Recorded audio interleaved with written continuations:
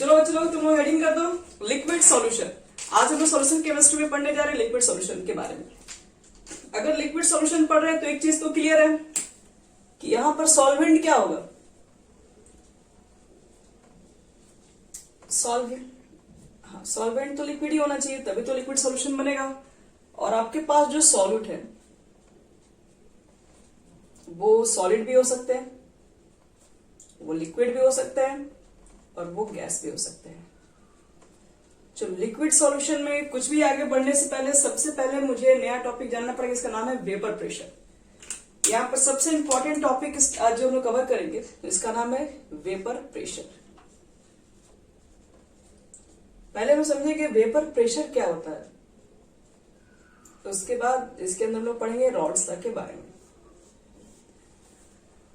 तो देखो vapour pressure को समझने के लिए पहले एक बात होता है, एक वोलेटाइल लिक्विड होता है, दूसरा नॉन वोलेटाइल लिक्विड होता है। तो पहले आप लोग को समझना पड़ेगा कि वोलेटाइल लिक्विड क्या होता है। तो वोलेटाइल लिक्विड, क्योंकि वेपर प्रेशर के ऊपर बात करूंगी तो वेपर प्रेशर को समझने के लिए आपके पास एक वोलेटाइल लिक्विड्स होता है। वोलेटाइल लिक्विड्स का मतलब ये होता है कि जिसका वेपर बनाया जा सके, जो वेपर में कन्वर्ट हो सके, वैसा लिक्विड जो वेपर के अंदर कन्वर्ट हो जाता है वो वोलेटाइल लिक्विड है। तो लिख सकते हो थोड़ा सा इसके बारे में एक लाइन, दोज लिक्विड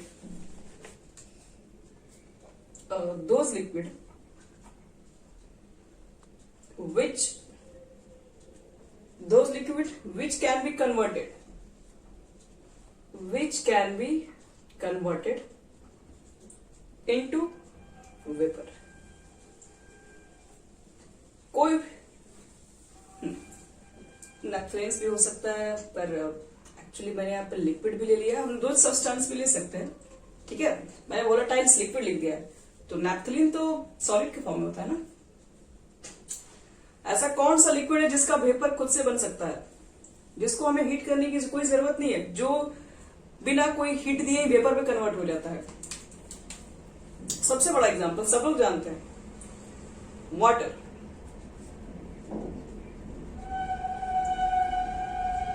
हाँ वही चीज हुआ। देखिए वाटर, उसके बारे में आप लोग क्या लग रहे हैं, मान लो कि अगर हम बोर्ड पे थोड़ा सा पानी अगर यहाँ पे डाल दें तो क्या लग रहा है, ये पानी क्या 1 मंथ तक रहेगा या शाम तक ही खत्म हो जाएगा। बोर्ड पे डाल के मान लीजिए आप कहीं अगल बगल मान लो फर्श वगैरह पे देखते हो पानी, आप इतने झाड़ू पोछा लोग लगाते हैं तो पानी सब तो फर्श पे ही रहता है, कहाँ चला जाता है कुछ समय के बाद, वो सब के सब क्या इवेपोरेट हो जाता है। तो आपको क्या लगता है, उसको इवेपोरेशन करने के लिए आपने कुछ हीट किया है? नहीं किया है। तो वो सब क्या है, वो सब वोलेटाइल लिक्विड्स है, जो कि रूम टेम्परेचर पर ही वो लिक्विड्स जो है वो वेपर के अंदर कन्वर्ट होते रहता है।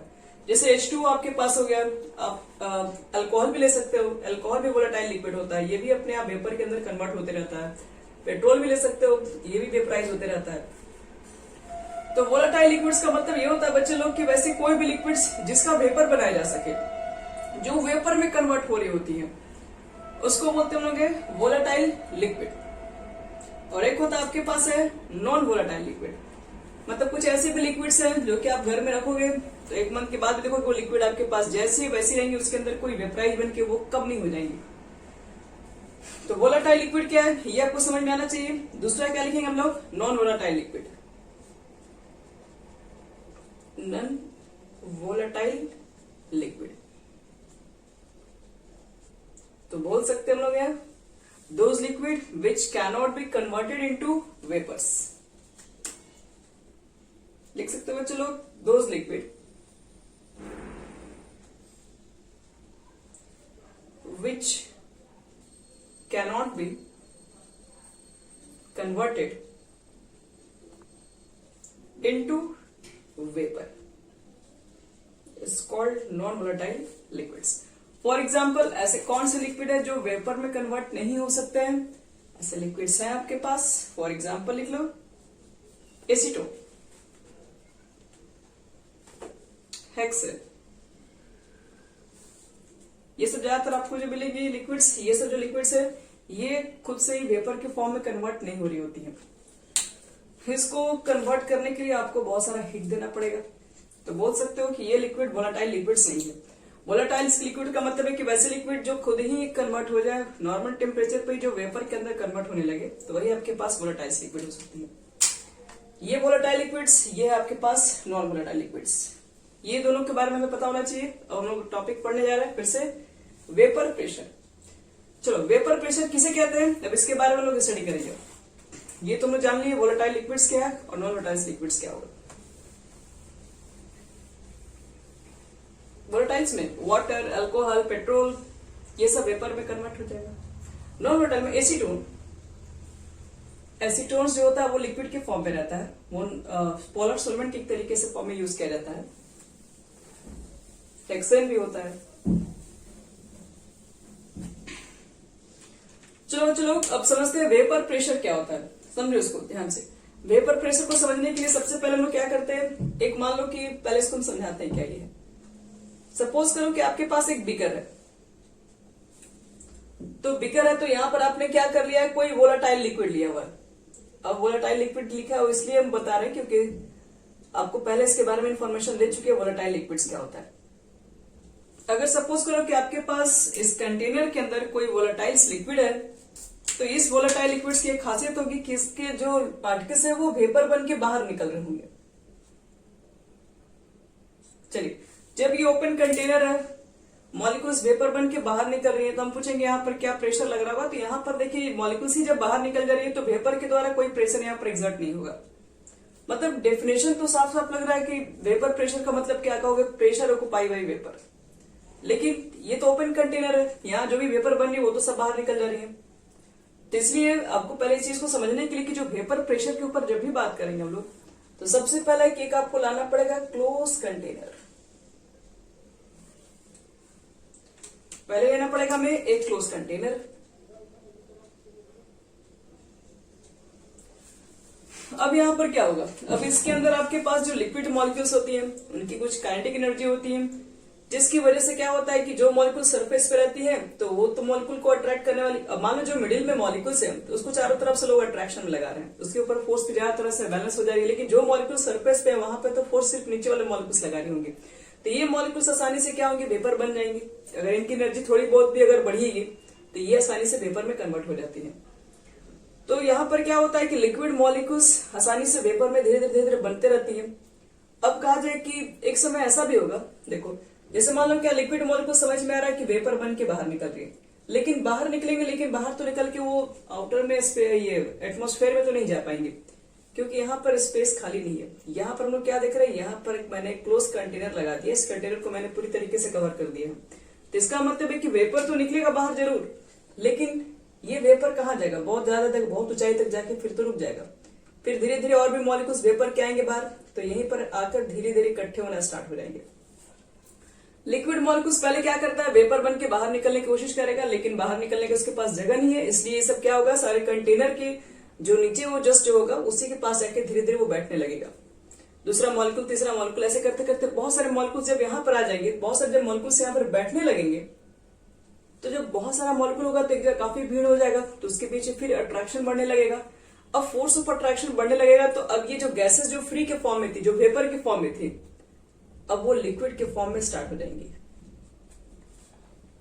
लिक्विड के फॉर्म में कैसे बनेंगे, क्योंकि अब इसके बीच में अट्रैक्शन धीरे धीरे क्या होगा, मॉलिक्यूल्स मान लो पहले एक सिंगल था तो उसके पास अट्रैक्शन कम था, आसानी से मूव कर सकता, दूसरा मॉलिक्यूल भी आ गया, तीसरा मॉलिक्यूल बैठ गया, अगल बगल बहुत सारे जब मॉलिक्यूल्स आ जाएंगे तब इतना आसानी थोड़ी ना फ्री मूव कर सकता है यहाँ पे। तो इसलिए अब इसके बीच में अट्रैक्शन बढ़ेगा, जिसकी वजह से वो जो वेपर मॉलिक्यूल्स थी वो क्या होगा, वो अब वो लिक्विड्स के अंदर कन्वर्ट होती है, जिसकी वजह से कंडेंसेशन रिएक्शन स्टार्ट होता है। पहले क्या हुआ, पहले इवोपरेशन हुआ, पहले तो आपके पास इवोपरेशन हुआ। इवोपरेशन का मतलब है कि लिक्विड मॉलिक्यूल पहले तो वेपर बन के बाहर निकले, आफ्टर सम टाइम क्या हुआ, लिक्विड जो मॉलिक्यूल्स है, ठीक है, जो आपके पास लिक्विड कर जो वेपर जो मॉलिक्यूल्स है वो एक जगह इकट्ठे होके क्या हो गई, फिर अपनी एनर्जी को धीरे धीरे क्या करनी, लूज करने लगेंगे, क्योंकि इसकी एनर्जी बढ़ी थी करनी, तो ये वेपर में कन्वर्ट हुई। अब इनकी एनर्जी धीरे धीरे कम होने लगी क्योंकि बहुत सारे मॉलिक्यूल्स वहां पर एक जगह इकट्ठे होने लगे। तो इनकी एनर्जी जब कम हो जाएंगी तो कम होने के बाद फिर क्या आएंगी, फिर इसके पीछे फोर्स ऑफ अट्रैक्शन बढ़ेगा तो गैसेस से फिर लिक्विड में होगी, और अट्रैक्शन बढ़ेगा तो फिर गैसेस से वो लिक्विड में आएंगी, फिर लिक्विड से फिर सॉलिड में आ जाती है। तो लेकिन अभी इतना भी अट्रैक्शन कम नहीं होगा यहाँ पे। तो लिक्विड मॉलिक्यूल्स यहाँ पे जो गैसेस मॉलिक्यूल्स थे वो लिक्विड के अंदर कन्वर्ट हो गई। तो हम बोले कि कुछ समय के बाद पहले तो इवोपरेशन हुआ, बाद में हो गया कंडेंसेशन। कंडेंसेशन रिएक्शन का मतलब क्या होता है? कंडेंसेशन का मतलब ये होता है कि कोई भी मॉलिक्यूल्स गैसेस से अगर लिक्विड में कन्वर्ट होती है उसको कंडेंसेशन कहते हैं। अब कोई भी लिक्विड टू गैसेस में कन्वर्ट होती है वो आपके पास है इवोपरेशन होती है। तो देखो इस कंटेनर के अंदर क्या हो रहा है, इस कंटेनर के अंदर इवोपरेशन भी हो रहा है, इस कंटेनर के अंदर कंडेंसेशन भी हो रहा है, दोनों चीजें हो रही है। और एक टाइम ऐसा भी आएगा, एक समय मतलब मान लो कि इवोपरेशन कंटिन्यू हो रही है, कंडेंसेशन भी नीचे आ रही है, तो एक समय ऐसा भी आएगा बच्चे लोग एट ए टाइम कि जो रेट ऑफ इवोपरेशन है, rate of evaporation is equal to हो जाएगा किसके? तो रेट ऑफ कंडेंसेशन के। मतलब बोलेंगे कि जितना मॉलिक्यूल्स इवोपरेट हो रही है, मान लो 10 मॉलिक्यूल्स वेपर में कन्वर्ट हो रही है, तो वापस फिर 10 मॉलिक्यूल वेपर से लिक्विड के फॉर्म में भी आ रही होंगी इसी के अंदर। तो बोल सकते हैं कि एक ऐसा स्टेट, एक ऐसा मतलब बोल सकते हैं रेट, एक ऐसा स्टेट जहां पर रेट ऑफ इवोपरेशन इक्वल हो जाए रेट ऑफ कंडेंसेशन के, तो उस स्टेट को क्या बोलते हैं? इक्विलिब्रियम। हम लोग ने बोलते हैं कि सिस्टम जो है वो इक्विलिब्रियम अचीव कर लिया। इक्विलिब्रियम का मतलब होता है जिसपे रेट ऑफ इवोपरेशन और रेट ऑफ कंडेंसेशन मतलब जितना वेपर है उतना फिर वेपर से लिक्विड में आ रहा है, तो इस पॉइंट को बोलते हैं दोनों का जब बनने का रेट सेम हो जाए तो उसको बोलते हैं इक्विलिब्रियम। तो अब देखो इक्विलिब्रियम पर हमको देखो डेफिनेशन में कैसे बनाते हैं। अब इसको बता रहे हैं वेपर प्रेशर को लिए क्या डिफाइन किया गया।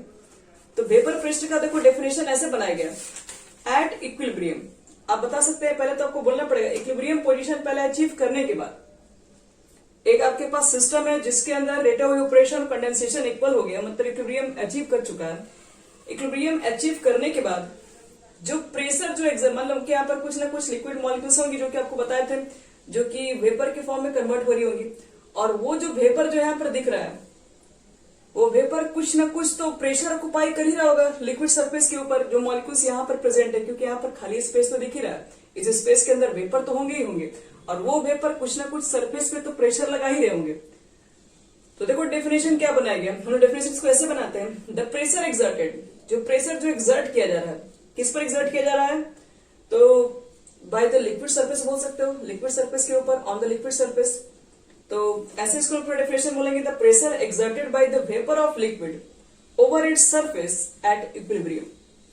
इक्विलिब्रियम पोजीशन अचीव करने के बाद जितना आपके पास वेपर है किसका? तो लिक्विड का, जो कि प्रेशर ऑक्युपाई कर रहा है लिक्विड सरफेस के ऊपर इक्विलिब्रियम पर, उसी को हम लोग बोलते हैं वेपर प्रेशर। देखो अगर डेफिनेशन लिखा जाए वेपर प्रेशर के लिए क्या लिखेंगे, तो एक लाइन देखो ऐसे लिखेंगे, द प्रेशर एक्सर्टेड, जो प्रेशर लग रहा है एक्सर्टेड किसके द्वारा? तो पहले तो बोलोगे by the vapour of liquid, by the vapour of liquid, यानी कि जो लिक्विड का जो वेपर है और वो जो प्रेशर बना रहा है, कहां पर बना रहा है? तो over it surface, over it surface at equilibrium, at equilibrium is called vapour pressure. यही डेफिनेशन आपके पास है वेपर प्रेशर की, यानी कि सिंपल हमको एक लाइन में नहीं बोलना है कि प्रेशर एक्सर्टेड बाय वेपर, यानी कि जो भी प्रेशर के द्वारा जो वेपर के द्वारा जो भी मतलब प्रेशर बनाया जाए, तो वो एक लाइन में वो सिंपल डेफिनेशन है, लेकिन वो सही वैलिड नहीं है। आप भी जब वेपर प्रेशर का डेफिनेशन बनाएंगे तो आपको ये बोलना पड़ेगा the pressure exerted by the vapour of liquid, जो कि लिक्विड सरफेस के ऊपर बनाया जा रहा है, लेकिन इक्विलिब्रियम बोलना जरूरी है। इक्विलिब्रियम पॉइंट पे क्या होता है ना कि rate of condensation evaporation equal हो जाता है, तो इस पॉइंट पे इसको मेजर भी किया जा सकता है। तो इक्विलिब्रियम पोजीशन अचीव करने के बाद कोई भी वेपर्स जो कि लिक्विड का है सरफेस के ऊपर, लिक्विड सरफेस के ऊपर जितना प्रेशर लगाएगा, इसी को बच्चे लोग बोलते हैं क्या? इसी को नाम दिया गया आपके पास वेपर प्रेशर नाम दिया गया, बस और कुछ नहीं है। सबका क्लियर हो गया?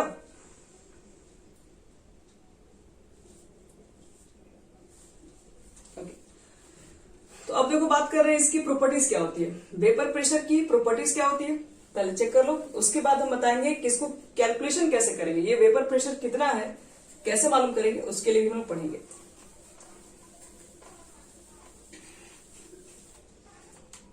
देखो प्रॉपर्टीज,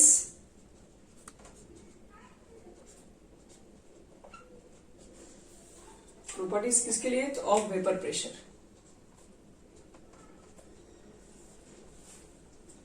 चलिए प्रॉपर्टी नंबर फर्स्ट, आपको प्रॉपर्टीज एक तरीके से कहो या फिर बोल सकते हो कि फैक्टर अफेक्टिंग वेपर प्रेशर, ये भी बोल सकते हो।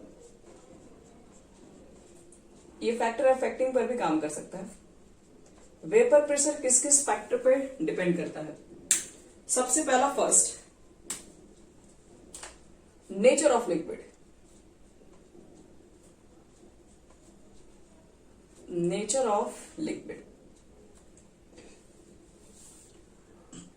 आपके पास जो वेपर प्रेशर है वो डिपेंड कर रहा होता है कि आपने लिक्विड किस तरह का लिया हुआ। अगर मान लो किसी लिक्विड के अंदर अगर अट्रैक्शन ज्यादा है तो वेपर ज्यादा नहीं बना पाएगा, क्योंकि वेपर बनाने के लिए लिक्विड मॉलिक्यूल के बीच में अट्रैक्शन कम होगा, तभी तो वेपर बनेगा। उसमें लिक्विड से जाएगा वेपर में, और वही तो फिर प्रेशर ऑक्यूपाई करेगा सरफेस पे। जब लिक्विड मॉलिक्यूल के बीच में अट्रैक्शन ज्यादा रहेगा तो फिर वो आसानी से वेपर कैसे बनेगा।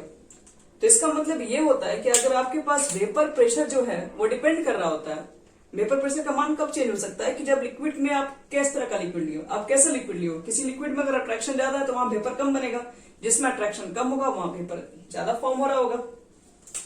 तो यहां देखो हम क्या बोल सकते हैं नेचर ऑफ लिक्विड के ऊपर, if the attraction force,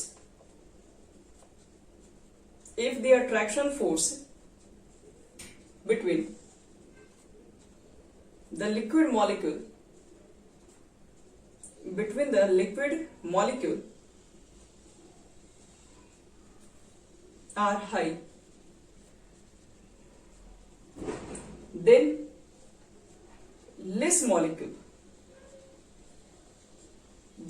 molecule can escape from the liquid, and hence vapor pressure will be less.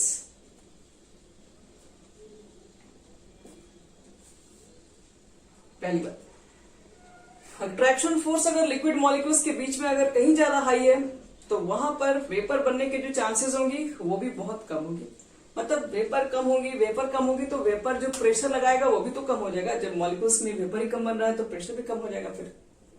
तो इसलिए सबसे पहले वो नेचर ऑफ लिक्विड पर भी डिपेंड करता है। पहली बात तो ये याद रखना पड़ेगा। जैसे एग्जांपल देते क्या, जैसे यहां देखो, जैसे मान लो मेरे पास कार्बन टेट्राक्लोराइड है CCl4 और H2O है। ये दोनों के दोनों लिक्विड है। अगर मुझे मालूम करना है कि किस पे वेपर ज्यादा बनेगा तो कार्बन टेट्राक्लोराइड आपके पास एक नॉन पोलर है और H2O सबको मालूम है पोलर होता है, इस पे चार्जेस होती हैं। अब दूसरी बात, H2O के अंदर हाइड्रोजन बॉन्डिंग भी तो पाई जाती है। तो H2O में हाइड्रोजन बॉन्डिंग पाई जाती है, इसका मतलब है कि यहां पर फोर्स ऑफ अट्रैक्शन क्या होगा, थोड़ा ज्यादा होगा इसके कंपेयर में। तो इसलिए यहां पर कंडीशन कम हो जाती है, वेपर बनने की जो इसकी चांसेस होती है वो क्या होती है, इसके कंपैरिजन में कम हो जाएंगी। क्योंकि जिसमें हाइड्रोजन बॉन्ड है, जिसमें अट्रैक्शन फोर्स ज्यादा होता है, तो वो इसको छोड़िए, इस पे कोई एग्जांपल आपको आसानी समझा सकते हैं। अल्कोहल ले लो, C2H5OH ले लो, ये आप लोग देखे होंगे।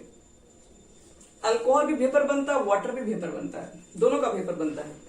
अगर दोनों का वेपर बनता है तो आपसे पूछा जाए कि बताओ किस कंडीशन में वेपर प्रेशर ज्यादा होगा। तो इसमें आप चेक करेंगे कि कौन किस तरह का लिक्विड है। तो ये वाटर है, इसके अंदर भी हाइड्रोजन बॉन्डिंग है, ये अल्कोहल है, यहां पर भी हाइड्रोजन बॉन्डिंग है। लेकिन हाइड्रोजन बॉन्डिंग जो आपके पास वाटर के अंदर होगा वो कुछ ज्यादा होगा। क्यों? क्योंकि इसके पास लोन पेयर भी है, इसके पास H+ भी है, तो ये 4 तरह के हाइड्रोजन बॉन्डिंग को बना सकता है। लेकिन ये आप देखोगे अल्कोहल के अंदर तो यहां पर एक हाइड्रोजन यूज हो सकता है, इसका लोन पेयर यूज हो सकता है, तो यहां पर 3 तरह की हाइड्रोजन बॉन्डिंग मैक्सिमम बनाए जा सकते हैं। तो यहां पर हाइड्रोजन बॉन्डिंग अगर ज्यादा बनेगा तो यहां पर फोर्स ऑफ अट्रैक्शन ज्यादा बढ़ जाएगा। अगर ज्यादा बढ़ेगा अट्रैक्शन तो यहां पर के जो एटम मॉलिक्यूल में जो वेपर बनने की जो टेंडेंसी होगी वो कम हो जाएगी। तो यहां पर वेपर जो प्रेशर बनेगा वो अल्कोहल में ज्यादा हो जाएगा वाटर के कंपैरिजन में। क्यों ज्यादा होगा? क्योंकि बोल सकते हैं कि एथाइल अल्कोहल्स के अंदर जो नंबर ऑफ हाइड्रोजन बॉन्डिंग है वो अल्कोहल से कम है। हाइड्रोजन बॉन्डिंग क्या एक टाइप ऑफ अट्रैक्शन होता है, अट्रैक्शन अल्कोहल के अंदर कम है H2O में नंबर ऑफ हाइड्रोजन बॉन्डिंग ज्यादा है, यहाँ पर 4 दो हाइड्रोजन बना सकता है, 2 लोन पेयर बना सकता है। यहाँ पर 4 तरह के बॉन्डिंग बनाया जा सकता है हाइड्रोजन बॉन्डिंग। तो यहाँ पर अट्रैक्शन इसके कंपैरिजन में बहुत हाई है, इसलिए जब अट्रैक्शन ऊपर ज्यादा है तो यहाँ पर वेपर कम बनेंगे, वेपर कम बनेंगे तो प्रेशर भी कम लगेगा। तो इसका मतलब ये बच्चे लोग, सबसे पहला फैक्टर डिपेंड कर रहा होता है नेचर ऑफ लिक्विड्स, आप किस तरह के लिक्विड्स को यूज कर रहे हैं इसके ऊपर भी काम होता है। सेकेंड, क्लियर हो गया ये?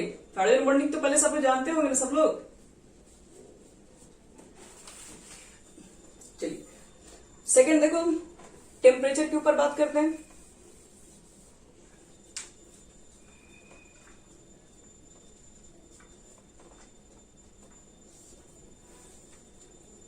देखो बच्चों, अगर टेम्परेचर देखा जाए तो सही बात है, आप अगर टेम्परेचर बढ़ा दोगे तो जाहिर सी बात है ना कि आप लिक्विड आसानी से वेपर बन रहा होगा, क्योंकि आप उसको और एनर्जी दे रहे हैं, आप उसकी एनर्जी को और बढ़ा रहे हो।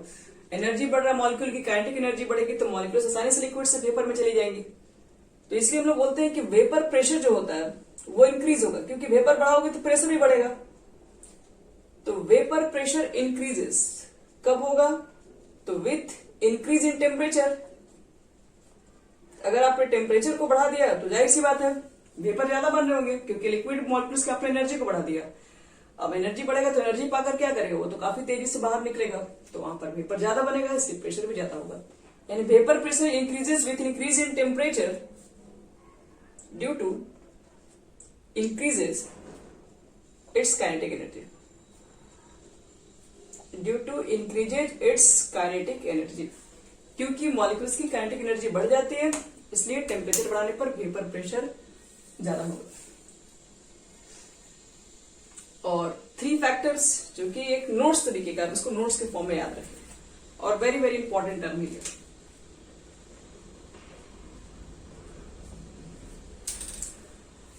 देखो, जो वेपर प्रेशर ऑफ जो लिक्विड होता है, vapour pressure of a liquid does not depend, ये डिपेंड नहीं करता किस पर? On volume of liquid, size and shape of vessel.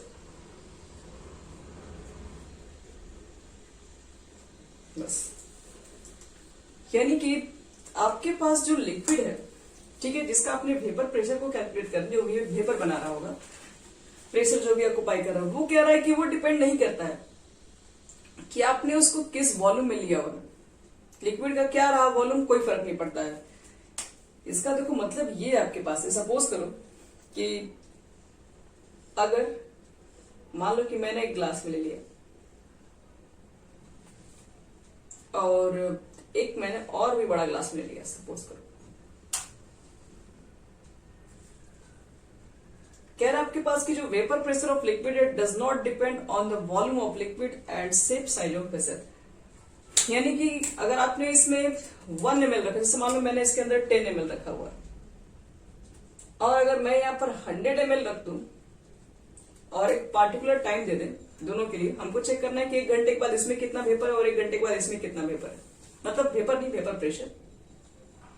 तो क्या लगता है आपको है, क्या दोनों वेपर प्रेशर सेम होगा, डिफरेंट होगा? कंटेनर अलग अलग है, अलग अलग वॉल्यूम का सबको दिख रहा है, अलग अलग शेप साइज का दिख रहा है। मैंने यहाँ पर सिर्फ 10 ml लिया हुआ है और यहाँ पर मैंने 100 ml लिया हुआ है, तो क्या इस कंडीशन में वेपर ज्यादा बनेगा? तो ज्यादा बनेगा तो ज्यादा प्रेशर लगेगा। फिर क्या इस कंडीशन में होगा? या फिर कोई फर्क नहीं पड़ता है? कहोगे तो जो लिखवाया गया नोट से इससे तो कोई फर्क ही नहीं पड़ना चाहिए। तो सही बात है, देखिए बता रहे हैं, vapour pressure of a liquid does not depend on the volume of liquid, size and shape. इससे कोई मतलब नहीं, आप चाहे 10 ml ले, 100 ले, 1000 ले, 10,000 ले, कोई फर्क नहीं पड़ता है। किस तरह का वेसल लियो कोई फर्क नहीं पड़ता है। अगर आप एक पार्टिकुलर टाइम फिक्स किए हो, एक ही लिक्विड रखे हो, दोनों में टेम्परेचर को भी आपने फिक्स करके रखा हुआ है, क्योंकि जो डिपेंड करता है वो टेम्परेचर और नेचर ऑफ लिक्विड। आपने दोनों में लिक्विड सेम रखा हुआ है, टेम्परेचर को आपने मेंटेन करके रखा हुआ है, और आपने एक टाइम ले लिया, 1 घंटा ले लिया। 1 घंटे के बाद आप इसमें निकाल के देखिए, जितना यहाँ वेपर प्रेशर निकल के आएगा इतना में निकाल वो सेम आएगा। तो कुछ बच्चों को लग रहा है कि इसमें लिक्विड्स ज्यादा है, लिक्विड जब ज्यादा है तो फिर ज्यादा बनना चाहिए, तो देखो यहाँ पर लिक्विड ज्यादा है, ठीक है, वो बात आप कह रहे हैं, समझ में आ रहा है। मान लो कि यहाँ तक लिक्विड है ये, तो इसका सरफेस एरिया भी तो बड़ा होगा ना बच्चे लोग। सरफेस एरिया इतना बढ़ गया, तो इसके अंदर मान लो लिक्विड निकल रही होगी वेपर के फॉर्म में, बाहर निकल रही है, तो यहाँ पर जो प्रेशर निकलेगा तो वो तो कम ही निकलेगा ना, क्योंकि उसको इतने एरिया पर प्रेशर लगाना है। अब P इज इक्वल टू क्या होता है, फोर्स बटे में एरिया होता है। अगर आप सरफेस एरिया बढ़ा लेंगे, बहुत ज्यादा कर लेंगे, तो पर यूनिट जो प्रेशर लग रहा है वो तो कम हो जाएगा, क्योंकि बड़े से एरिया पर आप मॉलिक्यूल्स यहाँ पर प्रेशर लगा रही हैं। अब यहाँ पे छोटे से एरिया पर मॉलिक्यूल प्रेशर लगा रही है, तो प्रेशर यहाँ पर तो ज्यादा लगेगा, और ओवरऑल प्रेशर निकालोगे, और ओवरऑल प्रेशर निकालोगे तो ये पूरा यहाँ पे यहाँ तक से सरफेस के ऊपर प्रेशर निकालोगे, तो जितना आएगा एक छोटे से एरिया पर जितना आएगा वो तो सेम ही होगा। एरिया बढ़ने की वजह से प्रेशर भी तो कम होता है, यहाँ पर एरिया कम है तो यहाँ पर प्रेशर भी तो ज्यादा होगा, इसलिए ओवरऑल दोनों का क्या होगा, दोनों का वेपर प्रेशर जो निकल के आएगा वो सेम होगा। तो ध्यान रखना बच्चे लोग यहाँ पर कि वेपर प्रेशर जो रहता है वो डिपेंड नहीं करता कि आप किस तरह के लिक्विड्स को किस तरह के लिक्विड का वॉल्यूम है और शेप साइज क्या है इस पे। चलो, ये फैक्टर अफेक्टिंग वेपर प्रेशर हमारा हो गया खत्म। अब हम लोग बात करेंगे कैलकुलेशन ऑफ वेपर प्रेशर। अगर मुझे तो मालूम चल गया वेपर प्रेशर क्या है। वेपर प्रेशर का मतलब है जो कि प्रेशर है किसका, वेपर का, वेपर ऑफ लिक्विड का, जो कि ऑक्यूपाई कर रहा है इक्विलिब्रियम पर और लिक्विड सरफेस के ऊपर, वो है हमारा वेपर प्रेशर। और अगर हमें इसको कैलकुलेट करना हो तो अब देख करेंगे इसको कैसे कैलकुलेट कर सकते हैं। तो यही चीजें हमको नया टॉपिक में पढ़ना है, कैलकुलेशन करवाना है। सब लोग रेडी कर दो, कैलकुलेशन ऑफ वेपर प्रेशर। अब यहां से आपका मेन टॉपिक है, सबसे इंपॉर्टेंट टॉपिक स्टार्ट होने जा रहा है, कैलकुलेशन ऑफ वेपर प्रेशर। चलो हम लोग देखेंगे कि वेपर प्रेशर को हम लोग कैसे कैलकुलेट कर सकते हैं। तो चलिए एक चीज पहले कुछ हम नोट आपको बता रहे हैं, ताकि जब हम लोग कैलकुलेशन करेंगे तो वहां पर कुछ चीजों को यूज करेंगे directly. For a pure liquid,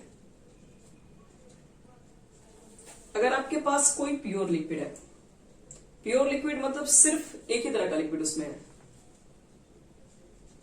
तो वेपर प्रेशर इज एक्सपेरिमेंटली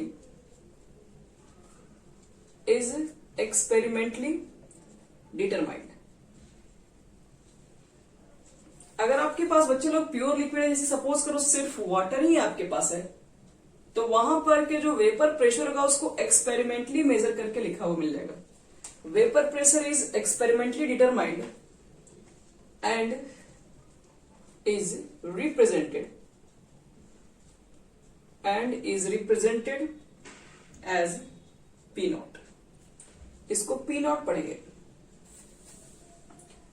मतलब जो भी एक्सपेरिमेंट करके, और एक्सपेरिमेंटल वेपर प्रेशर तो प्योर लिक्विड का ही नहीं। अगर आपके पास एक प्योर लिक्विड है तो उसके वेपर प्रेशर को हम लोग पी नॉट से रिप्रेजेंट करेंगे, और जो आपके पास पी नॉट है वो जो कैलकुलेट होता है वो एक्सपेरिमेंटली कैलकुलेशन करके आपको गिवन दिया हुआ होगा, वो एक्सपेरिमेंट से निकालेंगे।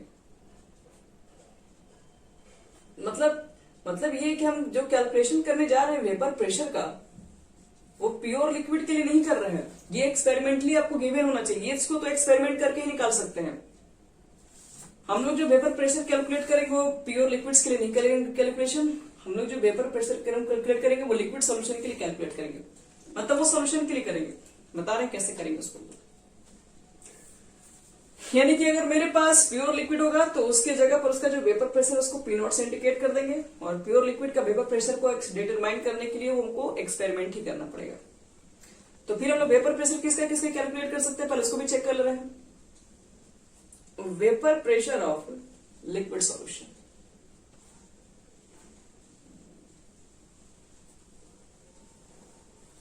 तो देखो वेपर प्रेशर आपको जब निकालना होगा तो पहला लिक्विड इन लिक्विड का निकालना होगा। तुम्हारे पास सॉल्यूशन लिक्विड का है तो लिक्विड का सॉल्यूशन का मतलब सॉल्वेंट लिक्विड होगा। सॉल्यूट क्या हो सकता है, लिक्विड हो सकता है, या फिर क्या हो सकता है, सॉलिड इन लिक्विड हो सकता है। सॉल्यूट जो हमारा है वो सॉलिड भी हो सकता है, तो उस कंडीशन में मुझे वेपर प्रेशर भी उसका भी निकालना पड़ सकता है। और third condition gas in liquid. यानी जो vapour pressure of liquid solution है वो तो लिक्विड लिक्विड का भी ले सकते हैं, सॉलिड लिक्विड का भी ले सकते हैं, गैस लिक्विड का भी ले सकते हैं। आपको इस तीनों कंडीशन में वेपर प्रेशर को कैलकुलेट करना है। तो चलो कैलकुलेट करते हैं। और सबसे फर्स्ट कंडीशन देखो क्या रखते हैं। पहला कंडीशन कौन सा लेके चलेंगे हम लोग?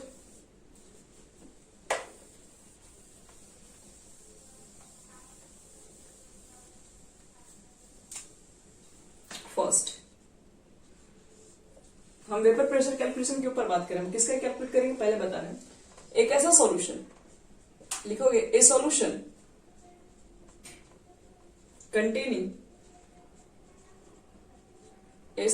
containing volatile solute and solvent।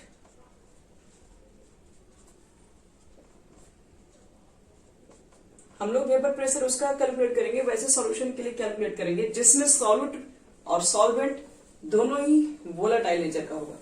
या तो आप इसको इस तरीके से कैलकुलेट करेंगे, या फिर एक ऐसा solution containing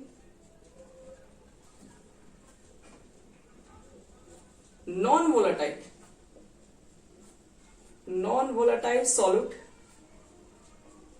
and volatile solvent.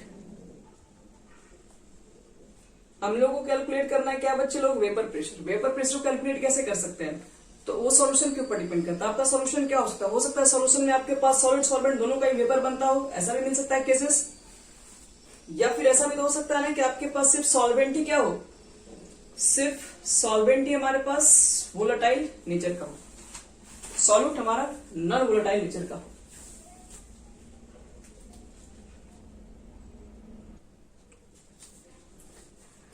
Vapour pressure को कैलकुलेट करने के लिए हमारे पास सिर्फ दो कंडीशन होगा। एक तो आपके पास सॉल्यूशन के अंदर क्या होगा, सॉल्यूट सॉल्वेंट दोनों ही वोलाटाइल हो। दोनों वोलाटाइल हो मतलब दोनों का वेपर बने, तो आप वेपर प्रेशर टोटल कैलकुलेट कर सकते हैं। या फिर ऐसा भी हो सकता है एक सॉल्यूशन के अंदर हमारे पास सिर्फ सॉल्वेंट ही वोलाटाइल नेचर हो। तो सॉल्वेंट हमारे पास जब वोलाटाइल नेचर होगा तो सिर्फ उसी का वेपर बनेगा, सॉल्यूट नहीं भी बनेगा तो कोई दिक्कत नहीं है, फिर भी तो हम कैलकुलेट कर ही सकते हैं। लेकिन अगर आप ऐसा भी कंडीशन अगर सोच रहे हैं कि दोनों ही नॉन वोलाटाइल हो तो वो तो पॉसिबल ही नहीं होगा, क्योंकि नॉन वोलाटाइल का मतलब वेपर ही नहीं बनेगा। वेपर ही नहीं बनेगा तो वेपर प्रेशर कहां से कैलकुलेट करेंगे? हम लोग को तो कैलकुलेशन सीखना है वेपर प्रेशर का। तो हम दो कंडीशन में बात करेंगे, एक फर्स्ट इस पर और ये सेकंड। और ये दोनों को कैलकुलेट कौन किया है? ये दोनों को कैलकुलेट किया, याद रखिएगा, हमारे बहुत महान साइंटिस्ट जिसका नाम है रॉल्ट। तो रॉल्ट ने क्या किया है, ये दोनों कंडीशन में वेपर प्रेशर को कैसे कैलकुलेट करेंगे उन्होंने हमें एक फॉर्मूला दिया हुआ। उस फॉर्मूला को हम यूज करेंगे, पहले बताएंगे वो कैसे फॉर्मूला बना है उसके बाद। तो देखो फर्स्ट कंडीशन हम लोग पढ़ने जा रहे हैं, ये आप लोग हेडिंग कर दो। ए solution containing volatile solute and volatile solvent. और इस कंडीशन में हमें कैलकुलेट करना है, किस चीज को कैलकुलेट करेंगे? तो वेपर प्रेशर को। चलो देखो कैसे कैलकुलेट करेंगे हम लोग। तो देखो एक सॉल्यूशन मुझे तैयार करना है, आपको पहले मैसेज समझा रहे फिर उसके बाद उसको लिख पाएंगे। जैसे मान लो कि आपने एक कंटेनर लिया हुआ और इस कंटेनर के अंदर मैंने क्या कर दिया है, अब वेपर प्रेशर बनाना है तो बच्चे इसको क्लोज तो करना ही पड़ेगा, क्लोज है। यहां पर मान लो कि मैंने ए लिया हुआ है, ए क्या आपके पास है? तो मान लेते हैं आपके पास ये कोई भी एक सॉल्यूशन है, फर्स्ट सॉल्यूशन कर दो, ए कंपोनेंट है, हम इसको लिखते हैं सॉल्यूशन फर्स्ट। सॉल्यूशन मत बोली, सॉल्यूट बोली, क्योंकि अभी तुमको मिक्स करना बाकी तो है। मान लो ये कोई सॉल्यूट है, ठीक है, और ये वोलाटाइल नेचर की भी है, तभी तो पेपर बन रहा है, क्योंकि हम लोग कंडीशन मान के चले दोनों वोलाटाइल नेचर का है। और हमारे पास जो ए आपके पास जो भी एक तरीके का सिंगल ही सॉल्यूशन है जिसमें अभी सिर्फ एक ही कंपोनेंट प्रेजेंट है बस। और इस कंडीशन में जो इसका प्रेशर होगा, तो देखो इसमें तो सिर्फ ए के लिक्विड है, ए का सिर्फ सॉल्यूशन है, तो यहां पर जो भी वेपर प्रेशर होगा बच्चे लोग उसको एक्सपेरिमेंटली डिटरमाइन करेंगे, जिसको लोग पी नॉट ए से इंडिकेट कर रहे हैं। आपको बताएं कि अगर सिर्फ एक ही तरह का लिक्विड हो, प्योर लिक्विड, उसके अंदर जो वेपर प्रेशर होगा उसको पी नॉट से इंडिकेट किया जाता है। अब मान लो कि आप सेकेंड लिक्विड को लाते हो, सेकेंड सॉल्यूशन आप लेके आ गए, और सेकेंड सॉल्यूशन आप लेके आए जिसको हम लोग अलग से नाम दे दे रहे हैं, इसको हम नाम दे दे रहे हैं बी। ये जो हमारे पास है वो बी लिक्विड है। मान लो सॉल्वेंट है। तो एक सॉल्यूशन ये है जिसमें सिर्फ एक तरह के कंपोनेंट है, एक सॉल्यूशन आपके पास भी है जिसमें सिर्फ बी तरह के कंपोनेंट है, और इसके आप कंपोनेंट को मानेंगे, मतलब सॉरी इसकी जो वेपर प्रेशर को मानोगे पी नॉट भी मानोगे। क्यों? क्योंकि यहाँ पर सिर्फ बी के लिक्विड है, ए के लिक्विड नहीं इसमें। तो ये आपके पास क्या है, एक सॉल्यूशन ए है, ए के सिर्फ कंपोनेंट प्रेजेंट है, एक सॉल्यूशन आपके पास बी है जिसमें सिर्फ और सिर्फ बी के कंपोनेंट प्रेजेंट है। ये सब प्योर सॉल्यूशन है। अब हम क्या कर रहे हैं, अब मेरे पास एक ऐसा कंडीशन कि हम दोनों को मिक्स करने जा रहे हैं। अब दोनों को जो मिक्स करोगे थर्ड वाले में, इसमें तो इसमें तो एक ही भी कंपोनेंट है, हम ये चीज को इसमें भी मिक्स करेंगे और इसको फिर मिक्स में भी डालेंगे। तो दोनों को मिक्स करने जा रहे हैं इसमें। तो इसमें ए के भी कंपोनेंट होंगे और इसमें कुछ बी के भी कंपोनेंट्स होंगे, और हमारा ये हो गया सॉल्यूशन। तब इस कंडीशन में मुझे मालूम करना है, तो यहां पर मुझे ए का भी प्रेशर मिल रहा होगा, कुछ बी का भी प्रेशर होगा। ए का कितना प्रेशर है, अभी सॉल्यूशन के अंदर कितना प्रेशर है ये तो मुझे नहीं पता, बी का कितना पता है, पहले कितना था, ये सब चीजें बता सकते हैं, लेकिन सॉल्यूशन में आने के बाद अब ए का क्या प्रेशर रहा है नहीं पता, तो उसको मान लेते हैं ए का जो प्रेशर है उसको पीए मानते हैं। पीए मतलब partial pressure of A, individual pressure को पार्शियल प्रेशर कहते हैं। ए का जो खुद का प्रेशर है सॉल्यूशन के अंदर उसको हम मान ले रहे हैं ए, प्रेशर मतलब वेपर प्रेशर। और पी का जो आपके पास यहां पे नहीं, यहां पर नहीं लिखेंगे, यहां पर पी नॉट के फॉर्म में नहीं लिखेंगे, क्योंकि ये प्योर कंपोनेंट तो इसके अंदर डाल है, लेकिन अब सॉल्यूशन में बनने के बाद प्रॉब्लम होगा क्या कि ये दोनों मॉलिक्यूल किस तरह का है, क्या ये दोनों मॉलिक्यूल में अट्रैक्शन का केस भी हो सकता है दोनों मॉलिक्यूल आपस में रिएक्टिंग भी ना करता हो, तो बहुत तरह के केस पॉसिबल है। तो इसलिए हम लोग क्या करेंगे कि अब यहाँ पर जो सॉल्यूशन बन रहा है, अब उसके अंदर प्रेशर कितना लग रहा है ए का बी का, अगर ये बी का प्रेशर निकल जाए तो फिर टोटल यहाँ से क्या करेंगे, दोनों को ऐड कर देंगे तो टोटल प्रेशर कितना आपको पाई हो रहा है मालूम कर लेंगे हम लोग। तो यही चीजें को हम आपको बतलाएंगे कैसे इसको निकाला गया है। तो यहाँ पर जो प्रेशर है ए के द्वारा कितना लग रहा है वो पता नहीं है, इसको हम पीए लिख दे रहे हैं, क्योंकि सॉल्यूशन से पहले क्या था वो चीजें पता है हमें, सॉल्यूशन से जो पहले जो बनाने से पहले था वो मालूम है मुझे, बनने के बाद यहाँ कितना प्रेशर है वही चीज को तो कैलकुलेशन सीखना हमको है। तो यहाँ पर जो प्रेशर है उसको पीए से इंडिकेट करे और यहाँ पे जो प्रेशर है उसको पीबी से इंडिकेट कर रहे हैं। तो अब जो चीजें बता रहे हैं, देखो अब कुछ चीजें बता रहे हैं एक्सपेरिमेंटली ऑब्जर्वेशन क्या क्या किया गया था, राउट्सलर ने क्या ऐसा ऑब्जर्वेशन किया था और किसके बातों पर उन्होंने कैसा एक्सप्रेशन तैयार किया, वो सब चीजें हम समझेंगे। तो कुछ एक्सपेरिमेंट के ऊपर बात करेंगे, कुछ एक्सपेरिमेंट किए थे वो, उन्होंने कुछ एक्सपेरिमेंट करके कुछ बातों को देखा था और उसको फिर लिखा भी था। तो पहले उनका एक्सपेरिमेंट क्या था वो देख लेते हैं। उन्होंने जब एक्सपेरिमेंट किया तो उन्होंने एक बात देखा कि जो vapour pressure of a volatile component है, component vapour pressure of a volatile component is directly proportional to the mole fraction, of that component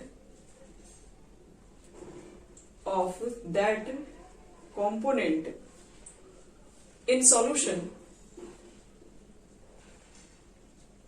at given temperature.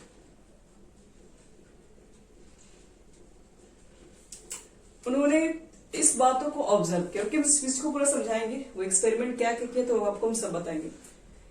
उन्होंने जब कुछ एक्सपेरिमेंट कर रहे थे इस सॉल्यूशन के ऊपर, जब वो काम कर रहे थे तो उन्होंने ऐसा देखा है, क्या देखा, उन्होंने देखा कि जो वेपर प्रेशर जो वोलाटाइल कंपोनेंट है, जैसे कि ए और बी यहाँ पर मान के चले सॉलिड सॉल्वेंट दोनों ही वोलाटाइल है, ए भी वोलाटाइल है बी भी वोलाटाइल है, तो इसका जो वेपर प्रेशर होगा जो सॉल्यूशन के अंदर उसके ऊपर बात कर रहे हैं, सॉल्यूशन से पहले क्या उसके ऊपर बात नहीं हो रहा है, यानी कि vapour pressure of a volatile component is directly proportional to the mole fraction. मतलब जो आपके पास वेपर प्रेशर है वो किसके ऊपर डिपेंड कर रहा है, आपके पास जो वोलाटाइल जो कंपोनेंट है उसके मोल फ्रैक्शन के ऊपर डिपेंड कर रहा है। मतलब कि अगर ए के मोल्स ज्यादा होंगे और ए आपका वोलाटाइल कंपोनेंट है तो ये ज्यादा वेपर बनाएगा, अगर ये ज्यादा वेपर बनाएगा तो उसके द्वारा प्रेशर भी ज्यादा लगेगा। अगर मान लो कि बी वोलाटाइल कंपोनेंट है, अगर बी वेपर ज्यादा बना रहा है तो जाहिर सी बात है कि अगर बी ज्यादा अगर वेपर बनाएगा तो उसका वेपर प्रेशर भी ज्यादा निकल के आएगा। तो ये चीजों को एक्सपेरिमेंट किए थे राउल्सन ने, उन्होंने यही चीजें कहा था कि जो vapour pressure of A volatile component, जो भी आपके पास वोलेटाइल कंपोनेंट है ए एंड बी दोनों यहाँ पर है, जो वेपर बना रहा है, जो वेपर प्रेशर बना रहा है, वो डिपेंड करता है कि उसकी मोल फ्रैक्शन क्या। मोल फ्रैक्शन का मतलब उसका कितना मोल्स प्रेजेंट है। अगर एक ही ज्यादा मोल्स होंगे तो ज्यादा वेपर बनेगा। तो mole fraction of that component in the solution. उस सॉल्यूशन के अंदर, ये सॉल्यूशन के अंदर ए और बी के कितने मोल्स हैं, ए और बी के मोल्स अगर ज्यादा है तो वेपर प्रेशर भी ज्यादा बनेगा। तो एक सिंपल सा ऑब्जर्वेशन इनका है, vapour pressure of volatile component is directly proportional होता है मोल फ्रैक्शन। जितने नंबर ऑफ मोल्स ज्यादा होंगे सॉल्यूशंस के अंदर, उसका वेपर प्रेशर भी उसके ऊपर ज्यादा लगना होगा। तो देखो हम पहले एक्सपेरिमेंट ए के ऊपर बात करेंगे, ए का कितना प्रेशर है, फिर बी के ऊपर भी बात करेंगे। ये राउट्स लॉ का स्टेटमेंट था, मतलब जब एक्सपेरिमेंट कर रहे थे तब आपको पूरा बताएंगे क्या क्या लिखवाए हैं स्टेटमेंट में।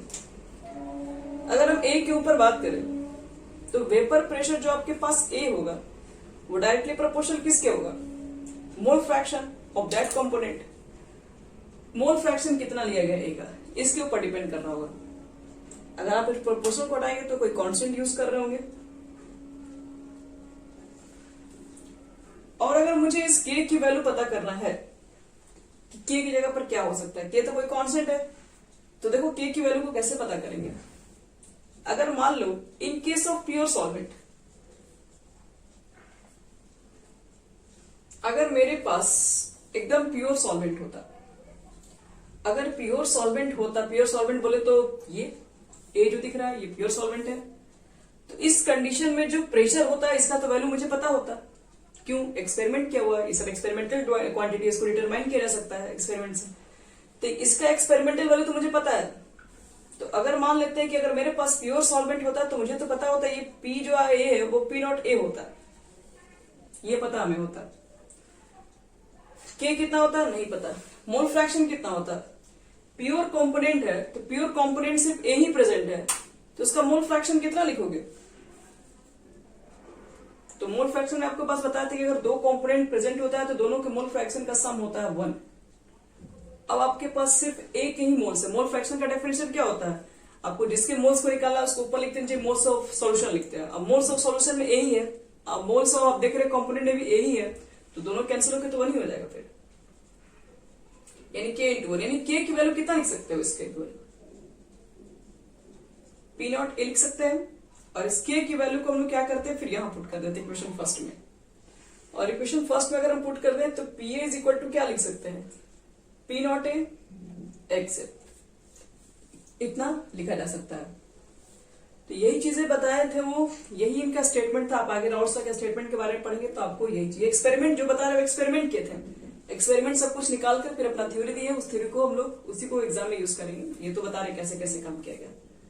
तो ये जो हम लोग ए के लिए लिख रहे हैं सेम हम बी के लिए भी लिख सकते हैं, यहाँ पर पी भी लिख देंगे और डायरेक्टली प्रोपोर्शनल यहाँ पे मोल फ्रैक्शन भी लिख देंगे। इसके लिए प्रोपोर्शनल हटाएंगे तो फिर क्या लिखेंगे, बी लिख देंगे, यहाँ पर एक्स भी आया एक्स से, और प्योर सॉल्वेंट लेंगे, यहाँ पी नॉट बी लिख देंगे, यहाँ पर भी 1 हो जाएगा, के की वैल्यू पी नॉट बी, और ये चीजें हम फिर से लिख सकते हैं, P B P nought A sorry P nought B X B. तो पी ए की वैल्यू निकल गई हमारे पास, पीबी की वैल्यू भी निकल जाएगी यहां से, और डॉल्टन्स लॉ के अकॉर्डिंग दोनों के वैल्यू को ऐड कर देंगे तो टोटल प्रेशर क्या लग रहा होगा इसके ऊपर मालूम चल जाएगा। तो यही था उनका पूरा स्टेटमेंट, यही था उनका पूरा कहानी कि कैसे कैसे आप कैलकुलेशन कर सकते हो वेपर प्रेशर को जब आपके पास एक सॉल्यूशन के अंदर सॉलिड भी वोलेटाइल हो, सॉल्वेंट भी वोलेटाइल हो। तो चलो स्टार्ट करते हैं, लिखते हैं राउट्स लॉ में क्या बताएं। अब इसको हम लोग थ्योरी में कैसे लिखेंगे।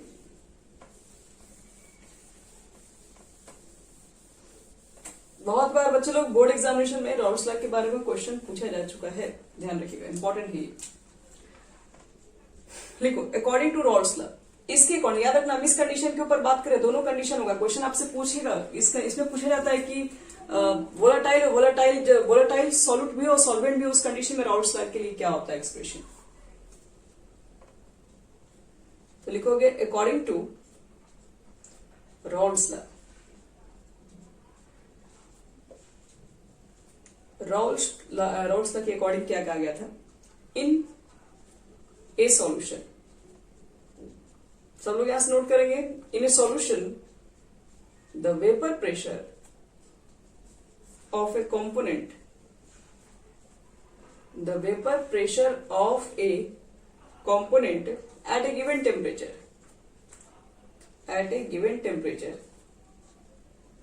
is equal to the mole fraction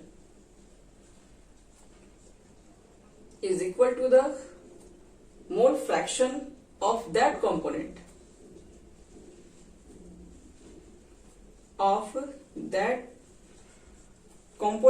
in the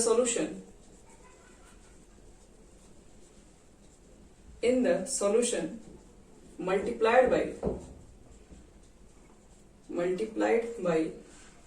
the vapor pressure of that component in pure solvent.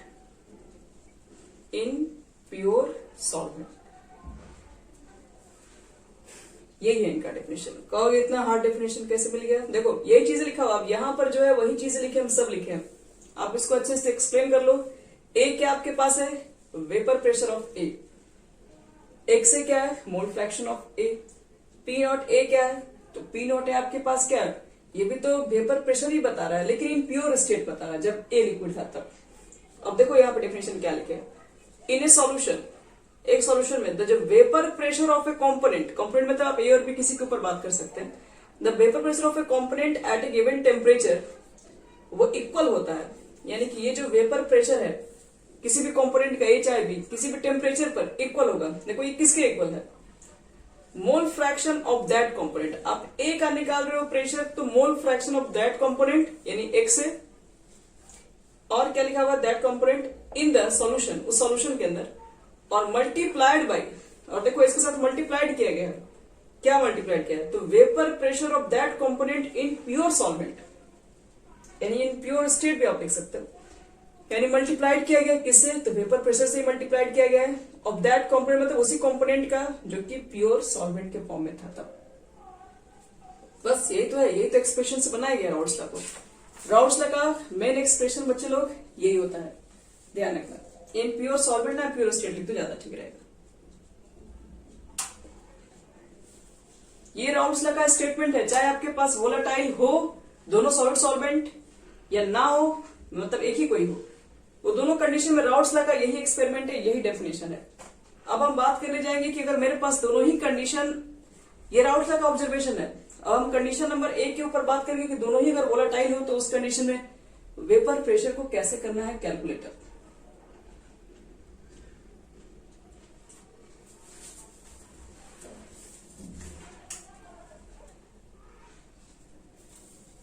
चलो बच्चों लोग, हम लोग कैलकुलेशन करते हैं। वोलेटाइल सॉल्यूट भी हो, सॉल्वेंट भी हो, तो कैसे निकालेंगे हम लोग वेपर प्रेशर।